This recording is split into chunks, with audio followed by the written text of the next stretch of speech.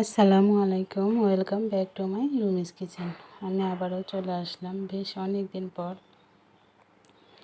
নতুন একটা রেসিপি নিয়ে আসলাম। তো দেখে আসলে বুঝতে পারছেন কিনা জানি না, তবে চলুন আমার সাথে মূল রেসিপিতে। এটা হলো কচু। অনেকে অনেক এলাকায় অনেক নামে চিনেন। এটা মৌলবি কচু, কেউ আবার দুধ কচু নামে পরিচিত। তো এই কচুটা আমি ভালোভাবে ধুয়ে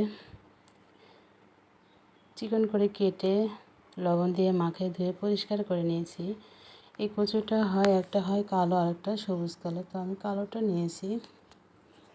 আর এখানে খেসারির ডাল আর আতপ চাউল আমি 2 ঘন্টা ভিজিয়ে রেখেছিলাম।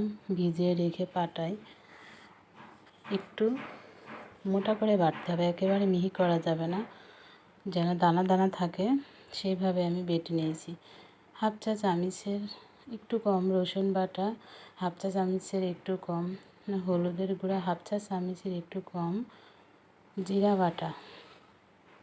এখানে পেঁয়াজ কুচি দিয়েছি একটু বেশি পরিমাণে, কারণ যে কোনো বড়াতেই পেঁয়াজ কুচিটা একটু বেশি লাগে। আর এখানে দিয়ে দেব কাঁচামরিচ কুচি। তো এই কাঁচামরিচ কুচিতে ঝাল একেবারে নেই, এই জন্য আমি পরিমাণ একটু বেশি দিয়ে নিয়েছি। আর স্বাদ মতো লবণ, আপনারা আপনাদের পছন্দ মতো ঝালটা কম বেশি করে নিতে পারেন। তো সবগুলো উপকরণ দিয়ে আমি এভাবে হাতে সাহায্যে ভালোভাবে কষলিয়ে এটা মাখিয়ে নেব। তো এই বড়াটা খেতে অনেকটাই সুস্বাদু লাগে। আর গরম গরম এই বড়াটা যদি আপনারা ভাতের সাথে খান তাহলে দেখবেন যে অনেক মজা পাবেন। তো মাখানো শেষ, আমি এখানে একটা ফ্রাই প্যান বসিয়ে দিয়েছি। আমার প্যানটা গরম হয়ে যাওয়ার পর আমি এখানে তেল দিয়েছি।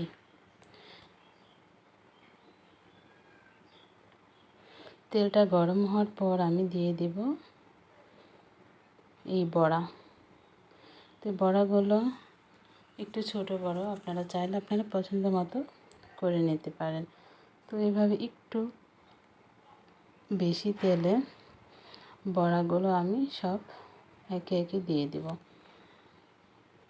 তো আমি পাবনার মেয়ে, আমাদের পাবনাতে এইভাবে এই কচু দিয়ে বড়া করা হয়।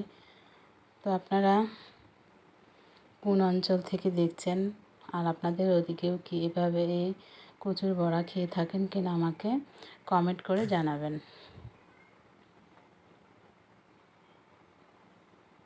তো এক পাশ কালার চলে আসছে, তো এক পাশে ভালোভাবে কালার আসার পর আমি সবগুলো বড়াই উল্টিয়ে দিব। ততক্ষণ যারা আমার সাথে আছেন প্লিজ একটা লাইক দিয়ে দিবেন। আপনাদের একটা লাইক আর অনেকের কাছে পৌঁছাতে সাহায্য করে। একটা লাইক দিয়ে ভিডিওটা কন্টিনিউ করে নেবেন। তো দেখুন এভাবে সবগুলো বড়া আমি উল্টিয়ে পাল্টিয়ে ভালোভাবে ভেজে নিয়েছি। এই বড়াটা আসলে অনেক মজা হয় খেতে। তো আপনারা যদি কখনো না খেয়ে থাকেন এইভাবে আমার রেসিপি ফলো করে বড়া বানিয়ে খেয়ে আমাকে কমেন্ট করে জানাবেন যে আসলে কেমন হয়েছিল। তো এইভাবে আমি সবগুলো ভেজে নিব। যে সকল ভাইয়া আপু আমার চ্যানেলে নিয়মিত আমার ভিডিও দেখেন, সাবস্ক্রাইব করে দিয়েছেন, তাদেরকে অসংখ্য ধন্যবাদ। আর যারা নতুন আমার চ্যানেলটা ভিজিট করছেন প্লিজ সাবস্ক্রাইব করে পাশে থাকা বেল বাটন বাজিয়ে আমার পাশে থেকে যাবেন।